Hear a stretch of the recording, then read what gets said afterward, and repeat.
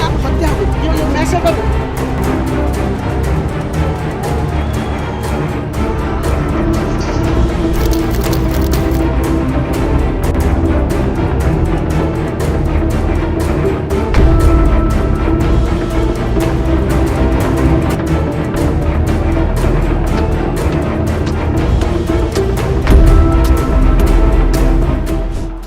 नमस्कार दोस्तों, मैं गुड्डू चैनपुरिया रियल न्यूज पे रियल बातों के साथ।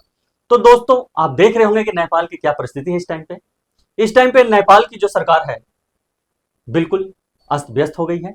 क्योंकि ठीक उसी तरह जिस तरीके से बांग्लादेश के अंदर तख्ता पलट हुआ था, ठीक उसी तरह नेपाल के अंदर तख्ता पलट हुआ। क्योंकि वहां के जो प्रधानमंत्री हैं ओली, उन्होंने इस्तीफा दे दिया है। इस्तीफा का कारण यह है कि डिजिटल प्लेटफॉर्म को लेके एक बहुत ही बड़ा वहां बवाल चल रहा था, बहुत ही बड़ा प्रदर्शन चल रहा था। क्योंकि वहां पे सोशल मीडिया बैन होना था। ऐसे 26 प्लेटफॉर्म थे जिनको बैन होना था, जिसने सरकार ने एडवाइजरी जारी करी थी कि ये प्लेटफॉर्म बैन हो जाएंगे, जो वहां के युवाओं को पसंद नहीं आया। जी हाँ दोस्तों, वहां के युवाओं को पसंद नहीं आया। इस पे सोमवार को वहां पे प्रदर्शन होता है और इस प्रदर्शन के अंदर 17 लोगों की जान जाती है, जिसको देखते हुए वहां के प्रधानमंत्री जो थे उन्होंने इस्तीफा दे दिया। लेकिन प्रदर्शन यही नहीं रुकता है, प्रदर्शन यही नहीं रुका। वहां के युवा इतनी खफा थी, इतनी नाराज थी कि वो पीएमओ हाउस में घुस के पीएमओ हाउस में आग लगा देती है, पीएमओ हाउस को आग लगा देती है।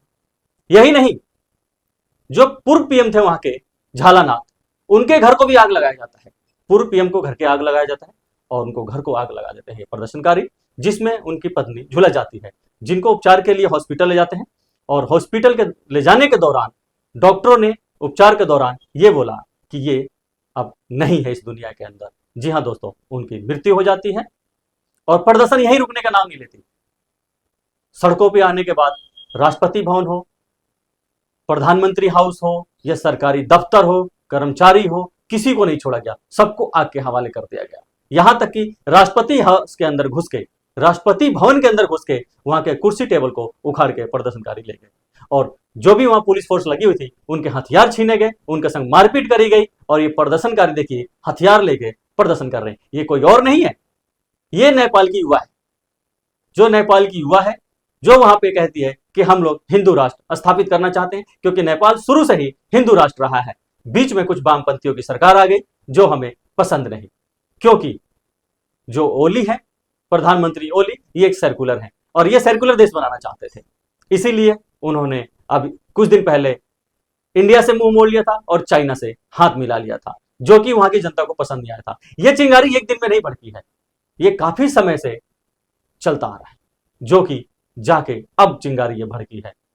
क्योंकि वहां युवा काफी समय से छोटे मोटे प्रदर्शन हो रहा था, सरकार को लगा कि हमारा पूरा नियंत्रण है, लेकिन अब कुछ ऐसा हुआ कि उनके नियंत्रण से बाहर हो गया। आज नेपाल की यह स्थिति है, आप देख रहे होंगे स्क्रीन पे, जगह जगह आगजनी हुई है। वहीं भारत के प्रधानमंत्री मोदी जी ने यह अनाउंस किया कि भारत से कोई भी माल नेपाल नहीं जाएगा और कोई भी वाहन नेपाल की तरफ रुख नहीं करेगी। और पब्लिक लोगों को भी एडवाइजरी जारी करी है कि अभी नेपाल की तरफ ना जाए। यह हिदायत दी गई है कि आप नेपाल की तरफ ना जाए। वहीं जैसे हमारे यहाँ राष्ट्रपति शासन लागू होता है, ठीक उसी तरह नेपाल के अंदर सेना शासन लागू हुआ है। क्योंकि वहां की कमान अभी सेना संभाल रही है और सेना बोल रही है कि नेपाल अभी पूरी तरह से हमारे कंट्रोल में है और युवाओं को कह रही है कि आप लोग प्रदर्शन खत्म करें।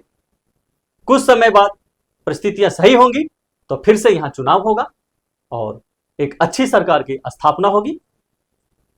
ये सेना का कहना है, लेकिन प्रदर्शनकारी रुकने को तैयार नहीं। उन्होंने जगह जगह, आप देख रहे होंगे कि अपने धार्मिक झंडे लगा रहे हैं और उनके वामपंथी सोच वाले जो झंडे थे उखाड़ के फेंक रहे हैं।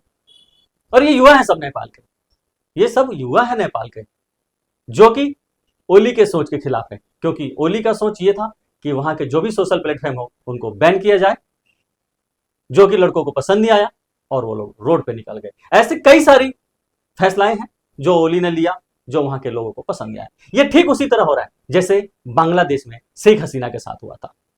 बांग्लादेश के अंदर शेख हसीना के साथ हुआ था, ठीक जैसे बांग्लादेश में तख्ता पलट हुआ है, ठीक उसी तरह नेपाल के अंदर तख्ता पलट हुआ। और शेख हसीना को जैसे सेफली इंडिया में शरण लेना पड़ा, ठीक उसी तरह प्रधानमंत्री ओली को भी किसी और देश में जाकर शरण लेना पड़ा। देखिए उनको कैसे एयरलिफ्ट किया गया, हेलीकॉप्टर के दौरान किसी और राज्य में शिफ्ट किया गया, हालांकि और देश में शिफ्ट किया गया, ये अभी गुप्त रखी गई है क्योंकि कहीं ना कहीं उनकी सुरक्षा का सवाल है। तो ये हाल है अभी नेपाल के अंदर। ये देखने में बड़ा ही भयानक लग रहा है। आप देखिए वहां की युवा यही नहीं रुक रही है।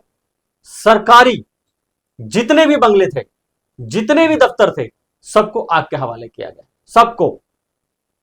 और सेना की तरफ से यह एडवाइजरी जारी करी गई है कि जो भी मंत्री है सब अपना इस्तीफा लिख के दे।